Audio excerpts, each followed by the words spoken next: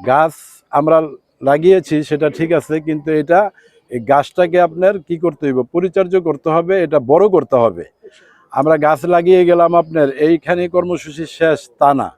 এখানে যারা স্থানীয় নেতৃবৃন্দ আছেন এই এলাকার, তাদের কাছে আমার আকুল আবেদন থাকবে যে এই গাছগুলোকে আপনি পরিচর্যা করে এগুলো বড় করতে হবে। যেটা আমাদের প্রধানমন্ত্রীর লক্ষ্য, আমাদের ওই লক্ষ্যটাকে আপনার বাস্তবায়ন করতে হবে। আপনারা দেখেছেন ইতিমধ্যে আজকে ৪-৫ মাস হয়েছে আমাদের বর্তমান প্রধানমন্ত্রী জনাব তারেক রহমান দায়িত্ব নিয়েছেন। নির্বাচন পূর্বে মানুষের কল্যাণে আপনার যে প্রতিশ্রুতিগুলো দিয়েছিলেন, ইতিমধ্যে সে সেই বাস্তবায়নের লক্ষ্যে এবং বাস্তবায়ন করছেন। আপনারা দেখেছেন যে ইতিমধ্যে ফ্যামিলি কার্ড বাংলাদেশের প্রায় জেলায় আপনার ফ্যামিলি কার্ড আপনার পৌঁছে দেওয়া হয়েছে। তারপরে কৃষক কার্ড, সেগুলো আপনার ইতিমধ্যে চালু করেছেন। অল্প কিছুদিনের ভিতরে আপনারা দেখবেন ইনশাল্লাহ আমাদের এই নারায়ণগঞ্জেও আপনার নারায়ণগঞ্জ জেলার বিভিন্ন থানা পৌরসভায় আপনার এই ফ্যামিলি কার্ড ইনশাল্লাহ সবার হাতে পৌঁছবে ইনশাআল্লাহ।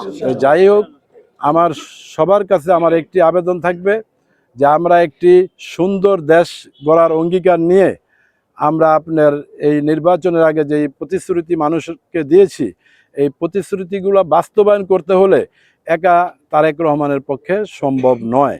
সেটা আমাদের যার যার স্থান থেকে সবাইকে আপনার সহযোগিতা করতে হবে। সে কি চাচ্ছে সেটা আমাদের বুঝতে হবে। কারণ উনি প্রধানমন্ত্রী হয়ে উনি যদি আপনার রাস্তায় নেমে আপনার ময়লা পরিষ্কার করতে পারে, তাহলে আমরা তো আপনার তার এই দলের কর্মী, আমরা তো আপনি এর চেয়ে আরো বেশি কিছু করার কথা, তাই না? সেই দিকে লক্ষ্য রাখতে হবে। এবং আপনারা ইতিমধ্যে দেখেছেন যে এই ৪-৫ মাস এই আমাদের প্রধানমন্ত্রী জনাব তারেক রহমান দেশটাকে আপনার ভিন্নভাবে আপনার উন্নয়নের দিকে এগিয়ে নিয়ে যাওয়ার চেষ্টা যখন করছেন, তখনই আপনার একটি কুচক্রী মহল যারা বিগত দিনেও আপনার এই দেশ বিদেশের বিভিন্নভাবে ষড়যন্ত্রে আমাদের অনেক বড় বড় নেতাদেরকেও আপনার শহীদ করেছেন। যাই হোক, সর্বোপরি আপনাদের সবার কাছে আমাদের নেত্রী, আমাদের মা দেশনেত্রী বেগম খালেদা জিয়ার জন্য আমি দোয়া চাই। কারণ আপনারা জানেন আমাদের নেত্রী এদেশের সাধারণ মানুষের জন্য আপনার কথা বলতে গিয়ে আপনার সাধারণ মানুষের অধিকার ফিরে পাওয়ার জন্য, ভোটের অধিকার ফিরে পাওয়ার জন্য, ভাতের অধিকার ফিরে পাওয়ার জন্য, গণতন্ত্র ফিরে পাওয়ার জন্য সে মৃত্যুর আগ পর্যন্ত অনেক কষ্ট করেছেন। ফ্যাসিস্ট স্বৈরাচার শেখ হাসিনা মিথ্যা মামলা দিয়ে দীর্ঘদিন এই বয়সে তাকে আপনার জেল হাজতে রেখেছেন। তারই একটা অংশ আপনার সে অসুস্থ হয়ে লাস্ট আপনার আমাদের থেকে আপনার সে বিদায় নিয়েছেন। তো তাকে আপনার আমরা আমাদের মনের হৃদয়ে আপনার আমরা অক্ষরে অক্ষরে লিখেছি, কিন্তু আমাদের তাকে স্মরণ করতে হবে যে সে এই দেশটাকে আপনার মানে এগিয়ে নিয়ে যেতে চেয়েছিলেন। সেটারই আপনার আজকে তার ছেলে জনাব তারেক রহমান বাস্তবায়ন করার চেষ্টা করছে।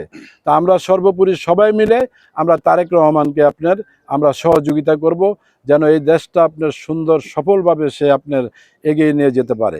পাশাপাশি এখানে এই ওয়ার্ডের বিএনপির সভাপতি, সেক্রেটারি এবং আরও অন্যান্য নেতৃবৃন্দ আছেন, বিশেষ করে আলেম ওলামারা আছেন এখানে।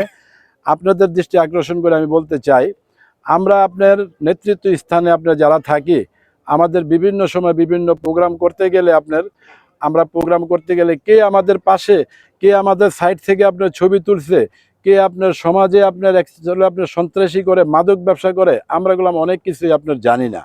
তো এই জন্য এই জিনিসগুলা আপনাদের খেয়াল রাখতে হবে, আমাদেরকে অবগত করতে হবে যে এই লোক ভালো, এই লোক ভালো না। তাহলে আমরা সেটা বিবেচনা করব এবং যে ভালো না, যে সমাজ বিরোধী আপনার কর্মকাণ্ডের সাথে জড়িত থাকে, তার কঠোর ব্যবস্থা আমরা করব। আরেকটি কথা, আপনারা হয়তো অনেক সময় রাজনীতিবিদরা আপনারা দোষারোপ করেন যে ক্ষমতা আসছে বিএনপি, সন্ত্রাস মাদক নির্মূল করতে পারছে না। এটা আপনার একা আপনার রাজনীতিবিদদের আপনার সম্ভব নয়, যদি আপনারা সাধারণ জনগণ আমাদেরকে সহযোগিতা না করেন। ইতিমধ্যে দেখেছেন সর্বোচ্চ বাংলাদেশের ইতিহাসে আপনার সর্বোচ্চ আইন আপনার সংসদে আমাদের প্রধানমন্ত্রী পাশ করেছেন।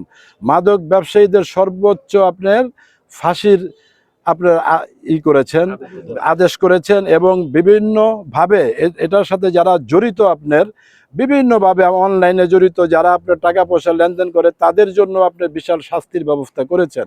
এখন আমাদের কাজ কি আপনার, আমরা এলাকা ভিত্তিক সমাজ ভিত্তিক মাদক ব্যবসায়ী এবং সন্ত্রাসী এবং সমাজ বিরোধী যে কোনো কর্মকাণ্ড যারা করবে তাদেরকে শনাক্ত করে আইনের আওতায় নিয়ে আসা। এটার জন্য আপনাদের সবার সহযোগিতা কামনা করছি। সর্বোপরি সবার সুস্বাস্থ্য কামনা করে আজকে যে আমরা আপনার গাছ রোপণ করলাম, আপনারা আবারও বললাম যারা এই এলাকার যারা স্থানীয় নেতৃবৃন্দ আছেন অবশ্যই এই গাছগুলার আপনার পরিচর্যা করবেন এবং এগুলো আপনার কিভাবে আপনার উপরের দিকে উঠে মানে বেঁচে থাকে সেই ব্যবস্থা করবেন। সবাইকে ধন্যবাদ জানিয়ে আমি আমার বক্তব্য এখানে শেষ করছি। সবাইকে ধন্যবাদ।